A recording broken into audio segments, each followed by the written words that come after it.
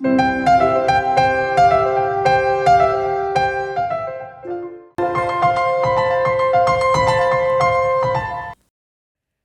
going to look at all the events that lead up to muscle contraction followed by muscle relaxation. To do that, we need to go to the neuromuscular junction or the synapse between a motor neuron and a muscle fiber. So the motor neuron is bringing impulses to the synapse and the muscle fiber is receiving it. So we'll start with an action potential that arrives in the motor neuron and it arrives at the synaptic knob. This is sensed by voltage-gated calcium channels in the synaptic knob which open and calcium rushes in. Calcium causes exocytosis of the synaptic vesicles which release a neurotransmitter called acetylcholine, ACH for short.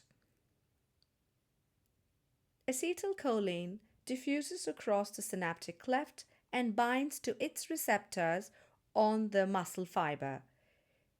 These receptors are called ACH receptors and they are ligand-gated sodium channels. So when these channels open, sodium rushes in, bringing positive charges into the muscle fiber, raising the voltage and thereby causing a depolarization. The muscle fiber is now activated. To be exact, it is the sarcolemma, which is the membrane of the muscle fiber, that is activated.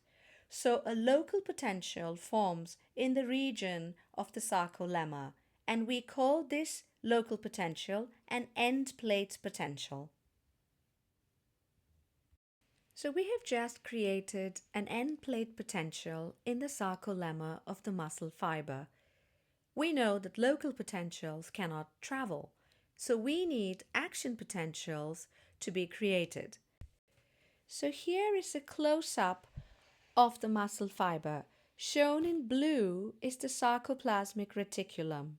The area between the orange lines is the T-tubule, where the action potentials will travel. So when the local potential, which is the end plate potential, reaches threshold voltage, it causes the opening of voltage-gated sodium channels all along the sarcolemma and the T-tubule. Those are shown in pink. So when these channels open, sodium rushes in, bringing positive charges into the muscle fiber, thereby depolarizing the sarcolemma and the T-tubule. This causes action potentials that are shown in the yellow arrows to travel all down the sarcolemma and all along the T-tubule. When the action potential travels down, it triggers the opening of voltage-gated calcium channels that are shown in green all along the sarcoplasmic reticulum. Remember, the sarcoplasmic reticulum is filled with calcium. That's its job, to store calcium. So when the action potentials come down, they induce the opening of voltage-gated calcium channels and calcium is released from the sarcoplasmic reticulum. There is more calcium inside the sarcoplasmic reticulum, so the calcium readily diffuses down its gradient from inside the sarcoplasmic reticulum to the outside. So in this way, calcium floods the entire muscle fiber.